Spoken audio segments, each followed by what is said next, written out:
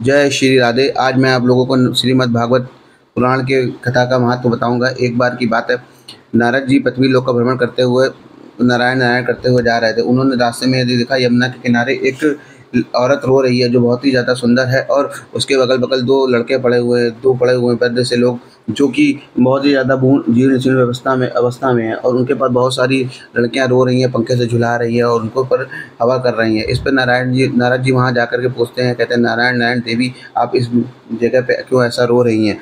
ये वृंदावन के तीर्थ स्थान पर आप क्यों ऐसे रो रही हैं? तो उसने बताया, उस औरत ने बताया कि मेरा नाम भक्ति है, मैं और ये दोनों मेरे पुत्र हैं, इनका नाम है ज्ञान और वैराग्य। ये दोनों बूढ़े हो गए हैं और मैं भी बूढ़ी हो चुकी थी। मैं किसी कारण से मैं वृंदावन आई, तो जब वृंदावन में आई तो वृंदावन में मैं आके फिर से नौजवान स्त्री हो गई, और ये जो बहुत सी स्त्रियां बैठे पंखा झूल रही हैं, ये और कोई नहीं, ये गंगा और यमुना और आदि नदियां हैं, जो कि इन्हें ज्ञान और वैराग्य को पंखा डल रही हैं, हवा दे रही हैं, ताकि ये लोग जीवित रहें। इसमें नारद जी कहते हैं, देवी ये बताओ कैसे, क्या मैं कर सकता हूँ आपकी मदद? तो इसमें भक्ति बोलती है कि आप ही बताइए मैं क्या करूं?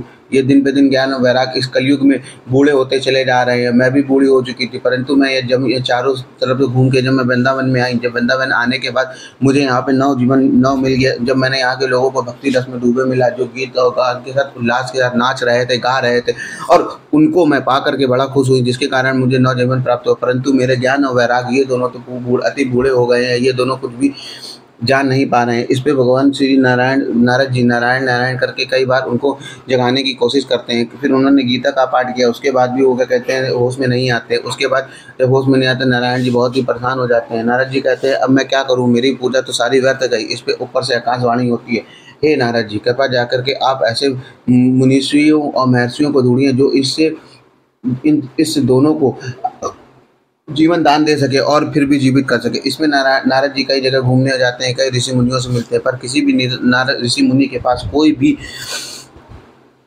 भी ज्ञान नहीं होता जिसके कारण ये लोग जीवन पा सके। इस पर नारद जी बहुत ही परेशान होते हैं। फिर वो बद्रिका आश्रम जाते हैं। बद्रीनाथ जाकर के वहाँ पे उनको सनकादिक मुनि मिलते हैं, जो कि देखने में बहुत ही छोटे होते हैं, पर नारद जी उनको जान जाते हैं कि ये कोई और नहीं, ये तो ऋषि हैं, बहुत ही ज़्यादा ज्ञानी है। उनके पास जाके हाथ जोड़ के प्रणाम करके नतमस्तक होकर के उनसे पूछते हैं, कृपा करके मुझे बताइए कि इनका उद्धार कैसे हो सकता है। तो इसमें शंकादिक ब्रह्म नारद जी बोलते हैं कि आप जाइए, श्रीमद् भागवत के पुराण कथा का गान कीजिए इनके कानों पे। इसको सुनते ही ये दोनों खड़े हो जाएंगे।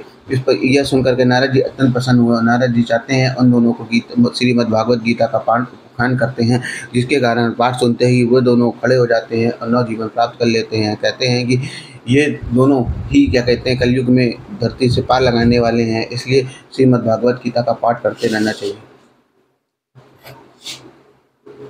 जय जय श्री राधे।